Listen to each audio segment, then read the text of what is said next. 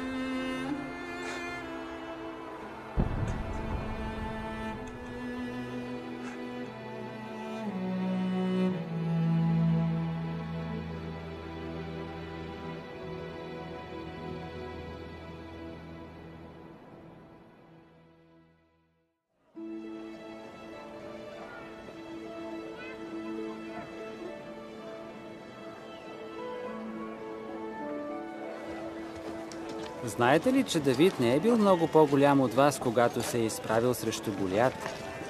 Представяте ли се да се биете с такъв великан? Колко точно бил голям царю Езекия? Ами бил толкова висок, раменете му били толкова широки и имал остър меч дълъг ето толкова. Давид сигурно се е страхувал. Малко, помниш ли какво казал на Саул? Казал: убих мечка и лъв, Йехова ще ми помогне да убия Голиат. И какво станало? Аз знам. Давид сложил 5 камъка в торбичката си и казал: аз идам при тебе с името на Йехова. После извадил един камък, хвърлил го с прашката си всичка сила към Голиат и го убил. И после му отрязал главата. Искам да съм смел като Давид. Ще бъдеш, ако се уповаваш на Йехова като Давид. И помнете, щом Йехова е на наша страна, всичко е възможно. Царю Езекия, виж! Я гледай ти. Намерих я там в градината. Не може да лети. Какво да правя? Малка горголица. Може да е паднала от гнездото. Пази я и я дръж на топло. И ми обещай нещо. Господарю, може ли за малко? Кажи я си, Иле. Един мъж дойде от Самария. Лоши новини ли? Заведете го в двореца, свикайте съветниците и Исая, но без много шум. Да не плашим хората.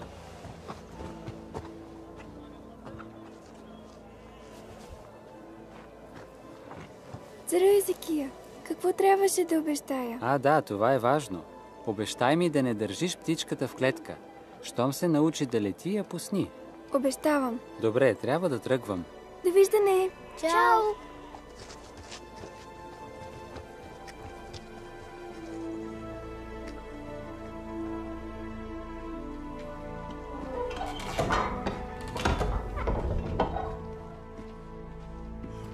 О, господарю мой, царю! Моля те, стани. Аз съм ти брат. Това е Ясиил от войската, съветниците ми Елиаким и Шевна, това е Исая. А твоето име? Йоил, господарю. Моля те, кажи ни какво стана в Самария. Асирийците накрая пробиха стената, рязаха наред глави, ръце, хванаха предводителите на града и ги отдраха живи. Ти как избяга? Преоблякох се като асирийски войник. А оцелелите? Не успях да видя много, но асирийците събираха хора. Предполагам, ще ги вземат като пленници. Връзваха ръцете им с кожени кайши. Жена ми! Жена ми! И синовете ми! И дъщеричката Господарю, ми! от север идват още. Колко? За сега са над 100.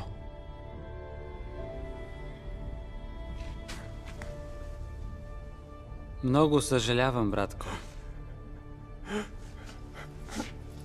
Елиакиме, погрижете се за него.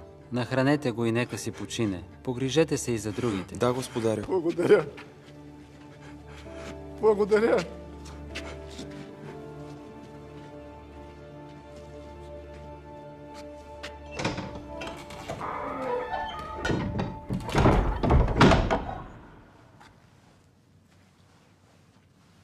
Цели 3 години асирийците обсаждаха Самария. 3 години за тези стени. Същото може да сполети и нас. Защо Йехова позволи това да се случи? Случи им се, защото развалиха съюза си с Сирия. Спряха да плащат годишния данък, като нас. Те се грешиха против Йехова. Така е. Хората в Самария служат на фалшиви богове още от дните на цар Амри. Може и да е така, но... Открито се покланяха на идоли. Йехова предсказа, че това ще стане, но те отхвърляха предупрежденията му. Искаш да кажеш, че Йехова ги наказва? Искам да кажа, че ако бяха лоялни, това нямаше да се случи. Нас няма да ни сполети същото. Добре беше да се освободим от Асирия. Ние разчитаме на Йехова. Разбира се, така трябва и ще го направим. Но ще има последствия. Асирийците ще ни нападнат. Мъдро ще е да вземе мерки. Нали Соломон казал, че благоразумният вижда злото и действа по въпроса? Защо не помолим Египет? Не. Спомни си историята, Шевна. Цар Аса разчитал на Сирия, а Йосафат се съюзил с Ахав. Йехова порицал и двамата. Най-напред, нека се погрижим за бежанците от Самария. Да видим какво можем да направим.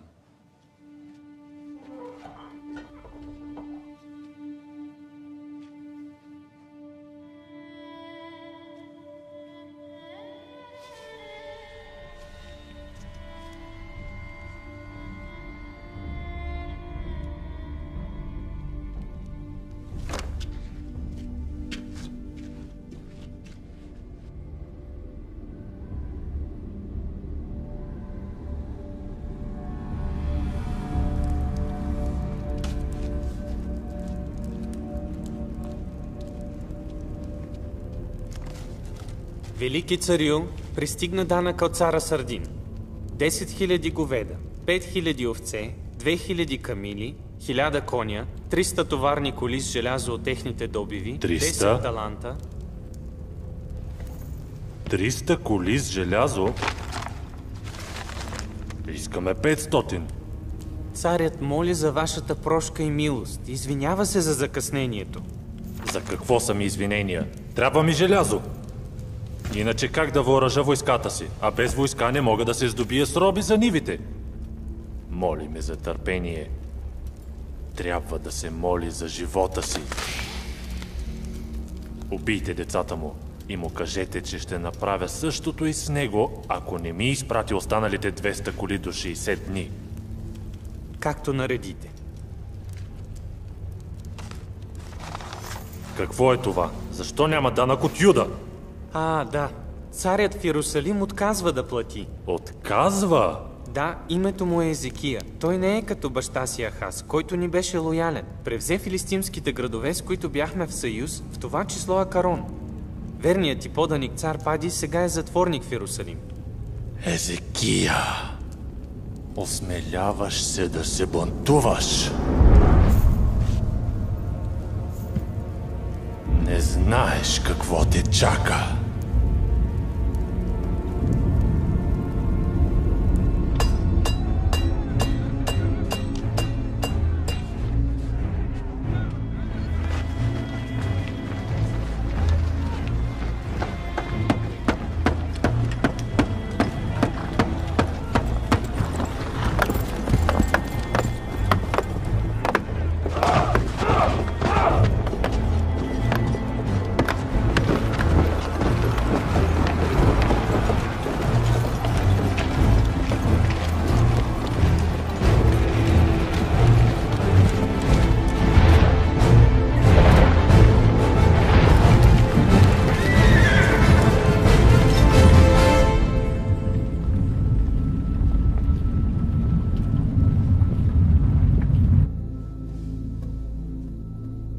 Получихме известие, че асирийците настъпват. Вече са превзели земите на север. Смятаме, че ще продължат към градовете на юг и на запад от нас. Сарю, някои градове се предават без бой. Врагът взема много пленници. Публичните изтезания и екзекуции всяват ужас. Някои градове направо отварят портите си. Най-вероятно асирийците ще нападнат Иерусалим от юг. Но за да успеят, ще трябва първо да преземат Лахис.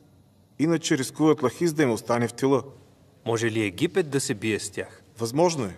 Да, египетската войска е силна. Може да помислим за евентуален съюз. С Египет и Лахис ще можем да се опълчим на Асирия. Няма да се съюзявам с Египет, но трябва да се подготвим. Рисия, какво предлагаш като военачалник? Не можем да победим асирийците в открито сражение. Трябва да се подготвим за обсада. Трябва да укрепим стените. Предлагам също да построим втора стена за допълнителна защита. Друго? Трябват ни още щитове и оръжия. Добре. Ще ни трябва и вода. Помислил съм за това.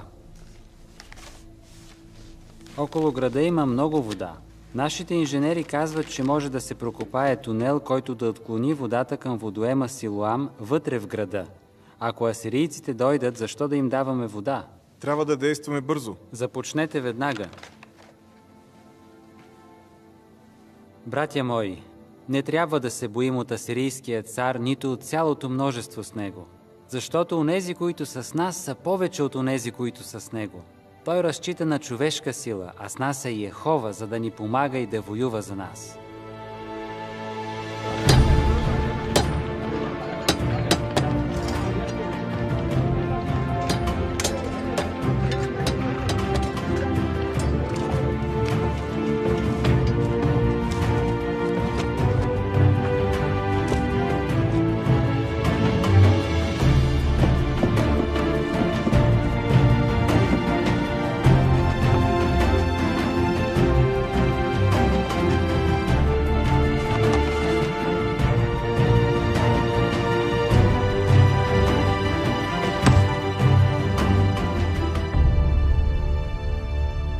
Господарю,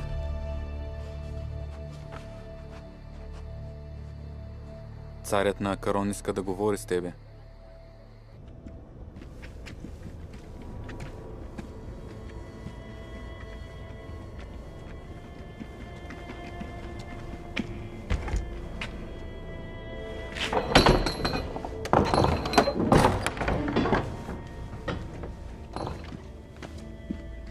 Викал си ме, Пади. Какво искаш? Искам да ме освободиш и да ме изпратиш в Акарон, да си върна царството. И защо да го правя? Асирийците идват. Мога да ти помогна, да се застъпя за тебе пред Сенахерим. Познавам го.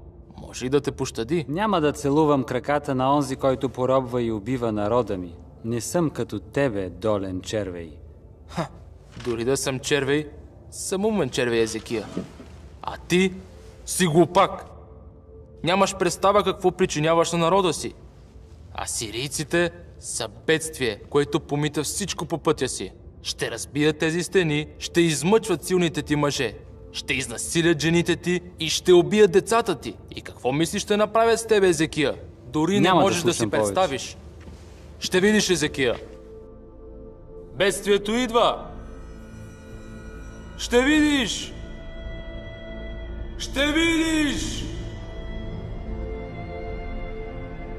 Ще видиш!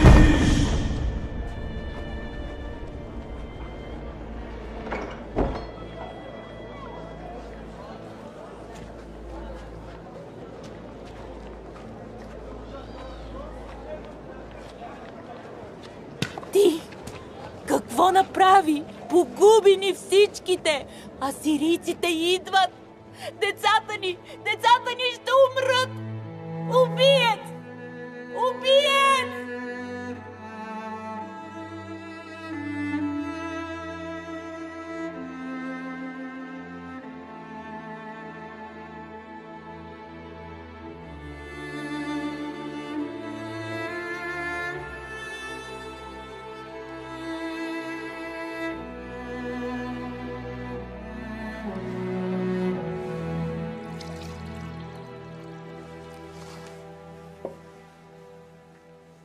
Исаия, познавам те отдавна.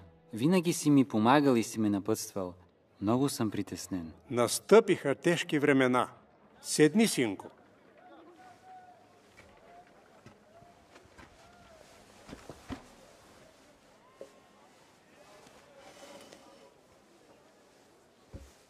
Кажи ми, какво ти тежи? Асирийците превземат град след град, но ти вече знаеш. Аз предизвиках това. Шевна ме предупреди, че ще има последствия, ако въстана срещу Асирия, и беше прав. Хората толкова страдат. Аз съм виновен. Сгреших ли, като въстанах срещу Асирия? Никога не е погрешно да разчиташ на Бога. Баща ти беше играчка в ръцете на Асирия, но ти винаги се уповаваш на Йехова. От деня, в който стана цар, правиш много, за да възстановиш чистото поклонение. Поправи храма, събори свещените стълбове и разруши свещените височини. Така беше правилно. А сега постоянно си със съгражданите ни и ги насърчаваш да останат верни. Ти също, но хората в другите градове страдат. Защо? Мисля, че знаеш отговора. Искам да ти покажа нещо.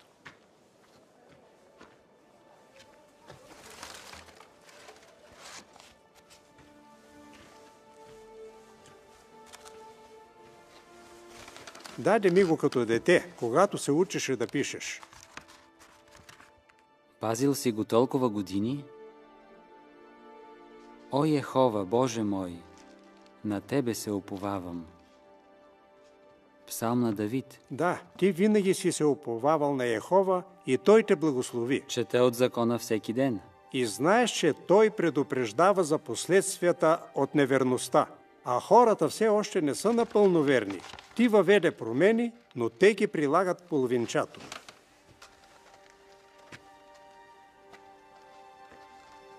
Не спирам да мисля за казаното в закона, че Йехова наказва синовете заради прегрешенията на бащите. Моят баща напълни града с идоли, пожертва братята ми на ханански бог. Помня, беше ужасно време. Дали сега Иерусалим ще страда заради чужди грешки? Уповавай се на Йехова, Езекия. Той не разочарова лоялните. Трябва ми повече вяра. Задръж го и никога не забравяй написаното.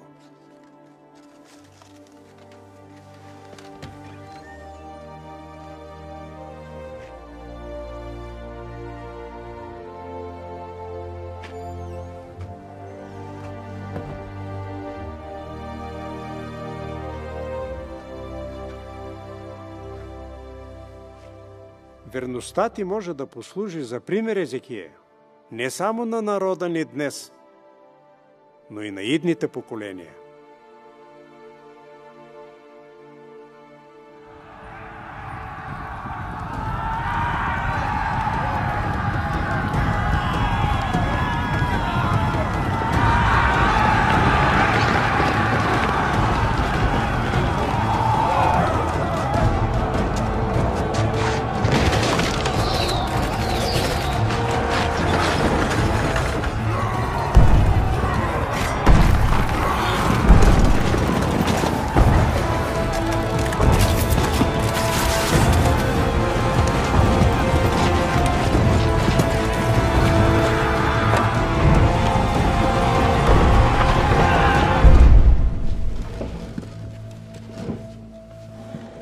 Вече е сигурно, че Лахиш ще падне. Асирийците са докарали стенобойни оръдия и атакуват стената, а войниците им се катерят по нея със стълби. После е ред на Иерусалим. Рисия, може ли Иерусалим да издържи обсада? Имаме вода и запаси от храна. Стените са здрави и можем да ги защитим. Готови сме колкото може. Същото важеше и за Лахис. Елиакиме, какви са настроенията в Иерусалим? Хората са много изплашени и то с основание. Не могат да избягат. Мнозина казват, че трябва да се предадем. Няма да отворим портите си за тези омразни мъже и да им позволим да осквернят храма ни. Никога. Йехова ще ни спаси, както спаси прадедите ни при Червено море. Но той не спаси Самария. Не спаси и градовете на Юда. Изглежда няма да спаси и Лахис. Трябва да имаме вяра, че Йехова ще ни посочи изход. А ако съюзът с Египет беше изходът, но ние просто го пропуснахме? Може би има и друга възможност. Сенахерим идва, защото отказахме да му платим данъка. Ако му предложим пари... Не. Дадем ли му пари, ще очаква да правим каквото иска. Ако платим данъка, няма да се налага да се предаваме, нито да се бием. Може би това е решението, което търсим.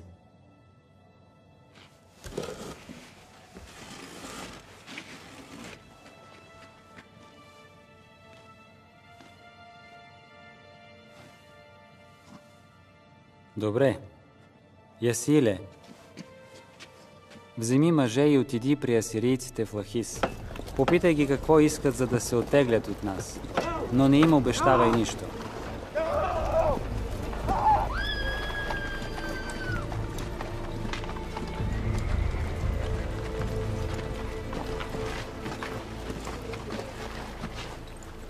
Великият Сенахерим беше благосклонен към вас. Той желая да му донесете тук 300 таланта сребро и 30 таланта злато. Не може ли царят да приеме по-малко? Не си в положение да се пазариш. Нашият цар ни опълномощи да плати много, но вие искате твърде много. Радвай се, че царят не поиска главите ви. Ако не донесете парите, сами ще си ги вземем, а вие ще умрете. И още нещо. Ще освободите цар Пади. Волята на царя е той да се върне в Акарон.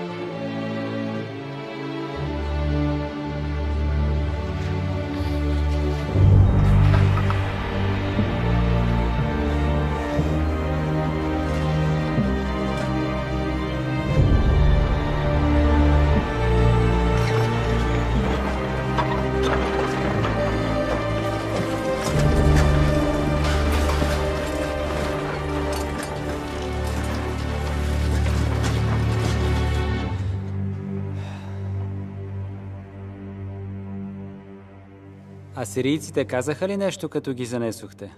Не, нищо. Просто взеха колите. Къде е Ясиил? Асирийците поискаха да остане. Не казаха защо. Това не е добре. Страхувам се за него. И аз. Но се радвам, че се споразумяхме. Обсадата ни се размина. Платихме скъпо. Съкровищниците са празни. Но с тези пари купихме живота си.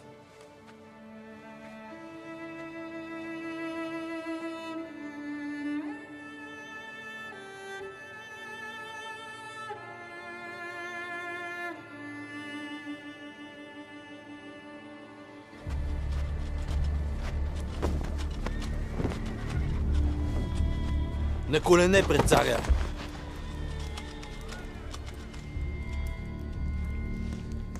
Мечът му, господарю.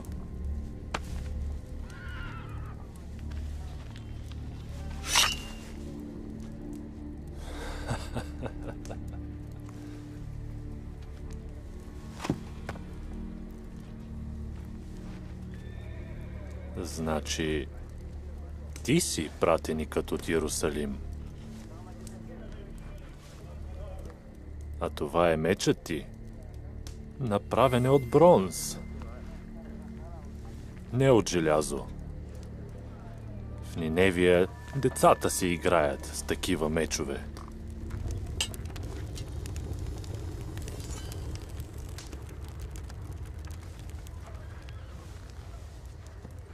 Чудно ми е.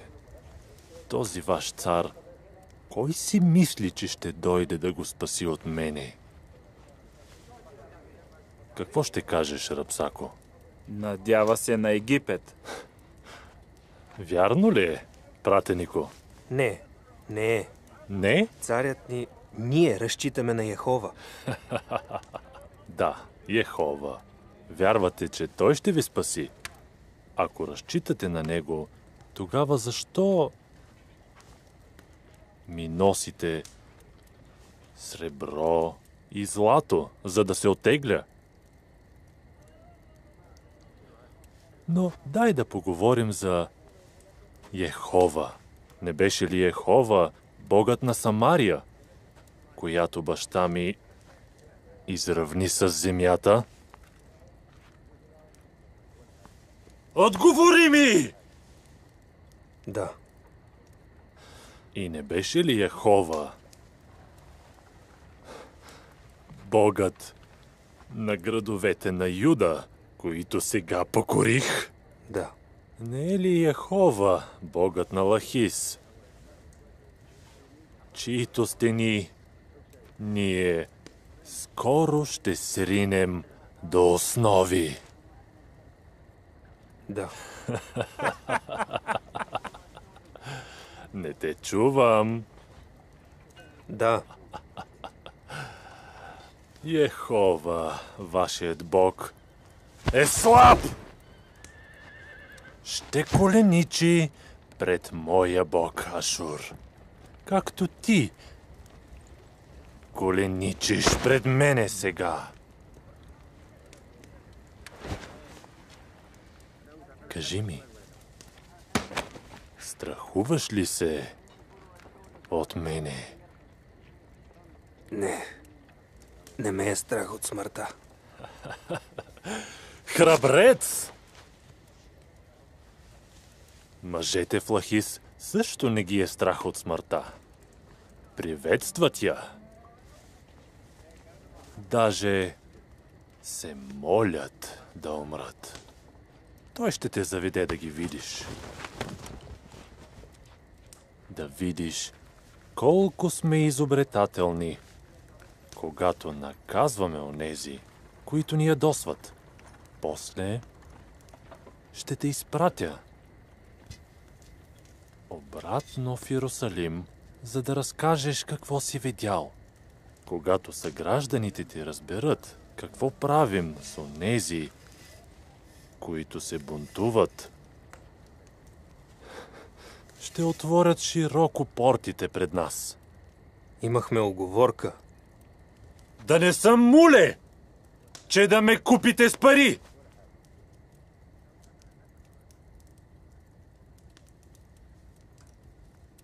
Няма да търпя бунтовници!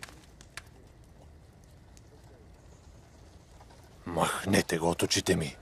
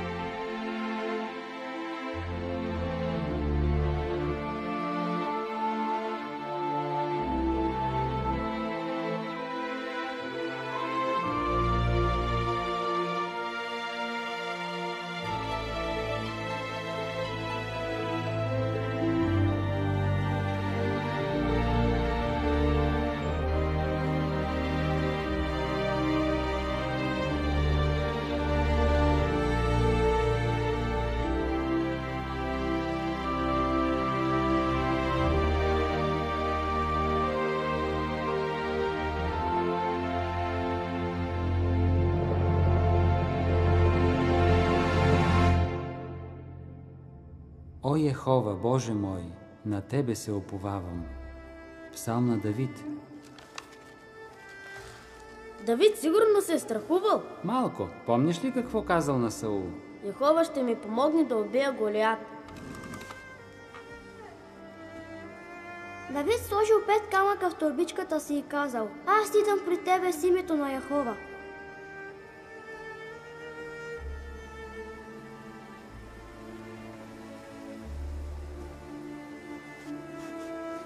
Искам да съм смел като Давид. Ще бъдеш, ако се уповаваш на Йехова като Давид. И помнете, щом Йехова е на наша страна, всичко е възможно.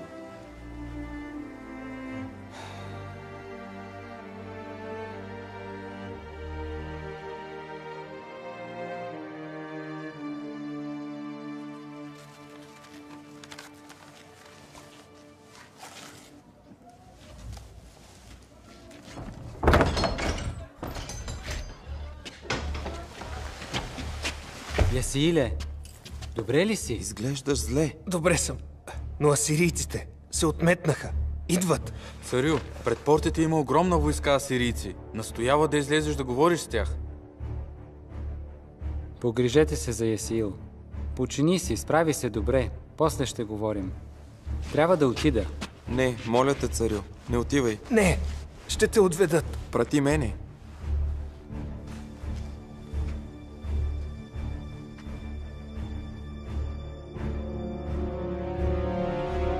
Вземи Шевна и летописеца Йоах. Не им давайте отговор. Изслушайте ги и се върнете да ми кажете.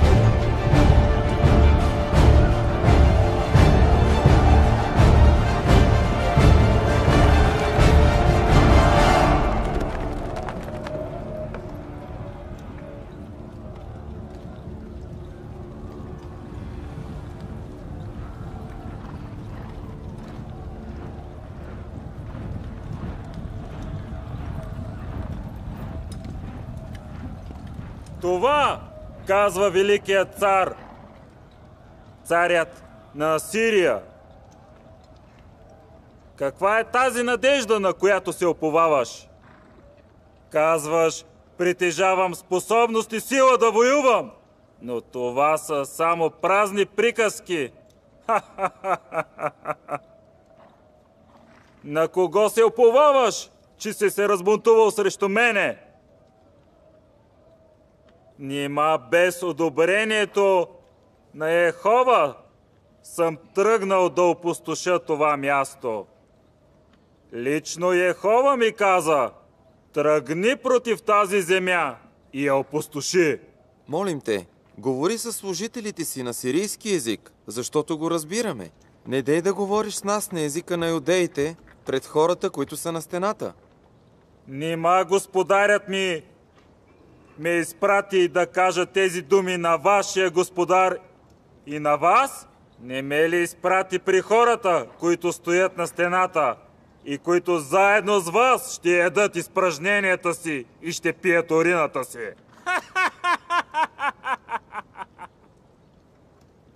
Не слушайте Езекия, защото царят на Сирия казва: предайте се и елате при мене, и нека всеки яде от своята лоза и от своята смокиня.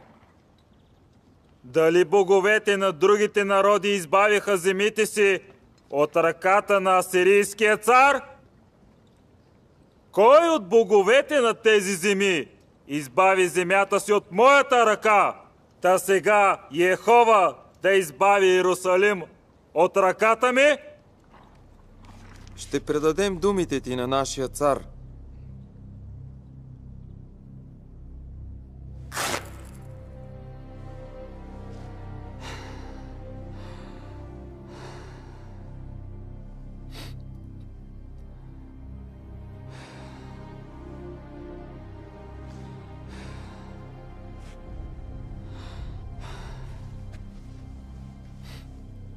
Каза ли друго? Не, това е всичко. Как реагират хората? Изплашени са. Всички мислихме, че асирийците ще се оттеглят. Според някои трябва да се предадем, но повечето се надяват на тебе. Рисия, ти как виждаш нещата? Направихме каквото можем да се подготвим за осада, но бойните оръдия на врага са мощни. Градът ще издържи известно време, но без помощта на Йехова изгледите са лоши. Колко време могат да ни държат в обсада? Обсадата на Самария продължи 3 години. Изглежда имат мрежа за снабдяване на войската с храна и вода. Братя, трябва да помним, че Йехова е способен да ни спаси, както е правил в миналото. Царю Езекия! Няма ли вече да приемеш фактите? В капан сме. Като птици в клетка. Или сами ще отворим клетката, или ще я държим затворена, докато Сенахирим не я разбие. И ти ли предлагаш да се предадем? Не мога да дам светия град на хора, които се присмиват на живия Бог, които ще осквернят храма и ще отнесат като плячка ковчега на договора. Не, няма да се предадем. Градовете на Юда са покорени. Хиляди са взети в плен. Мъже, жени, деца. Асирийците са пред портите, а ти все още вярваш, че нищо няма да ни се случи. Не разбираш ли? Ще погубиш всичко, което толкова искаш да запазиш. Храма, Иерусалим, живота ни. Шевна, не съм сляп за опасността. И аз се страхувам. Ако Йехова позволи Иерусалим да падне, да падне. Но не можем да изоставим каквото е на Йехова.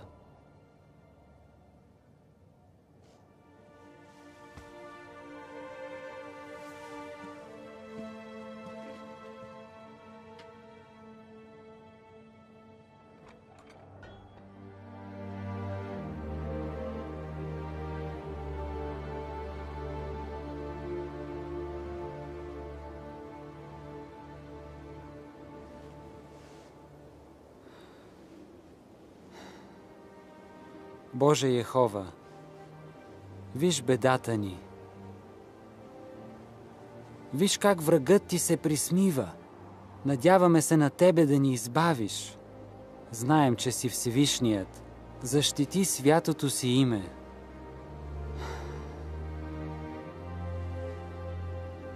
Моля те, помогни ни. Дай ми смелост да върша волята ти.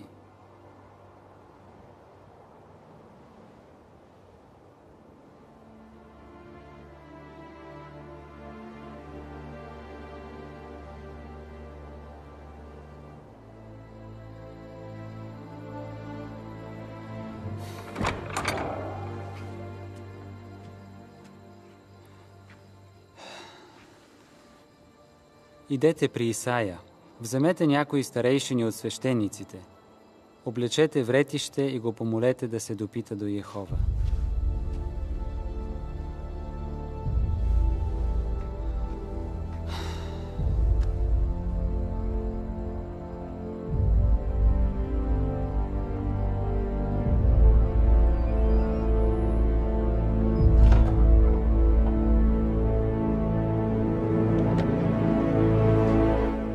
Исаия, братко, това казва Езекия. Този ден е ден на бедствие. Може би Йехова, твоят Бог, ще чуе всичките думи на Рапсака, когато царят на Асирия изпрати, за да се присмива на живия Бог. И Йехова, твоят Бог, ще му потърси сметка за думите, които чу. Помоли се сега за остатъка, който все още е жив. Това казва Йехова. Не се плаши от думите, които чу и с които служителите на асирийския цар ме хулиха. Ето, ще го смутя. Той ще чуе известие и ще се върне в земята си. Ще направя така, че да загине от меч в собствената си земя. Благодаря ти, Исаия. Благодаря ти.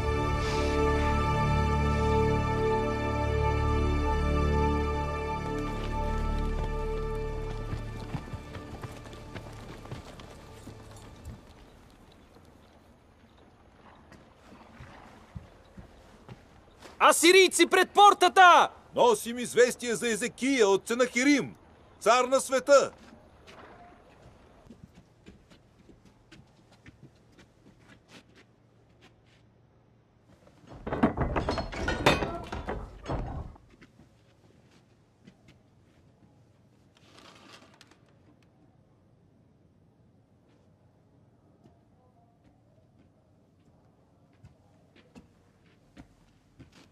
Аз съм Езекия. Какво имате да ми казвате? Могъщият Сенахирим, закрилен от великите богове, ти казва: не позволявай на своя бог, на когото се уповаваш, да те измами с думите: Йерусалим няма да бъде предаден в ръцете на асирийския цар. Ето, ти самият чу какво направиха асирийските царе с всички земи, като ги обрекоха на унищожение. А нима ти ще се избавиш? Дали боговете на народите, които моите прадеди унищожиха, ги избавиха? Избавиха ли се Гозан, Харан, Ресев и синовете на Едем, които бяха в Теласар? Къде е царят на Емат, царят на Арпад, царете на Сеферуим, на Ена и на Ава?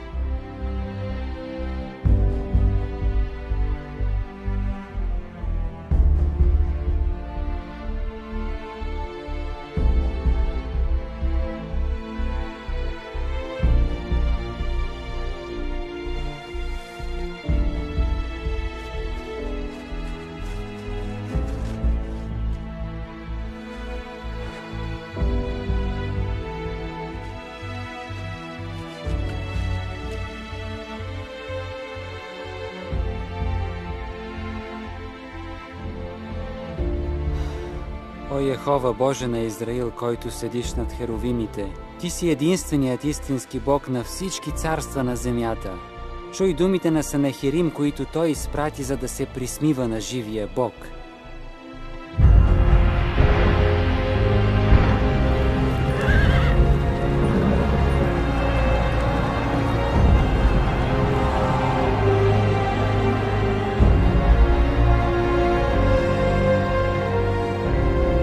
Царете на Асирия опустошиха народите и техните земи. Сега, Йехова, Боже наш, моля Те, спаси ни от Неговите ръце, за да знаят всички царства на земята, че Ти, Йехова, си единственият Бог.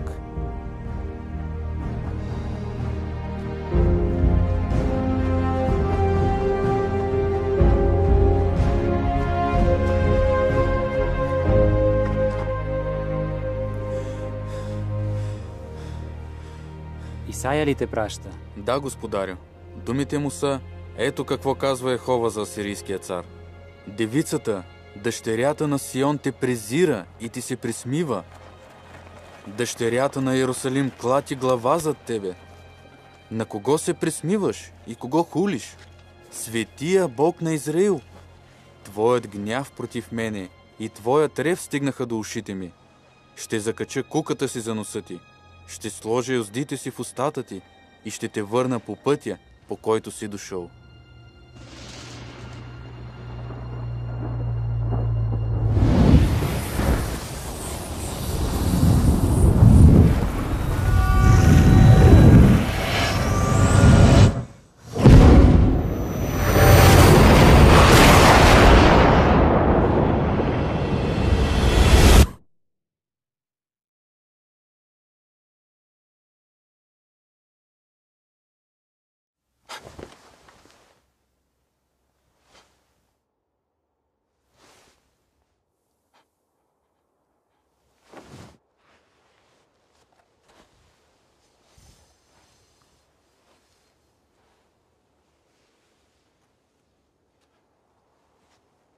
Рапсако Адар!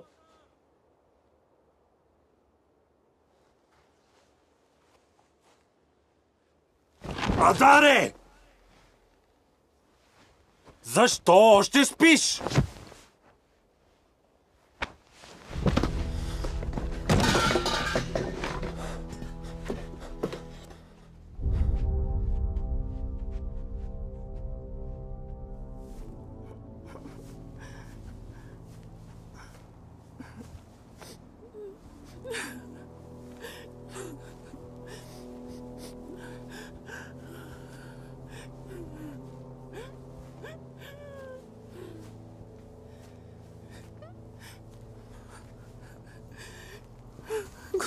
Господарю!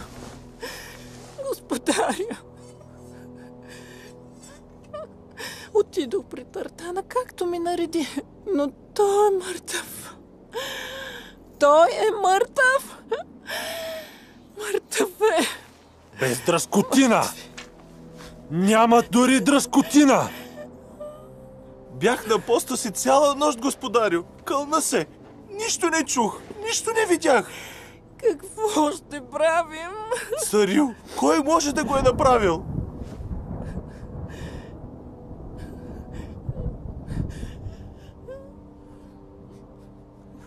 Йехова!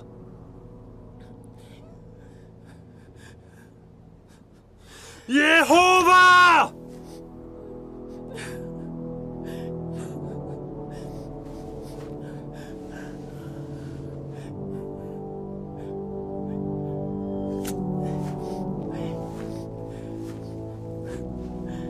Господарю!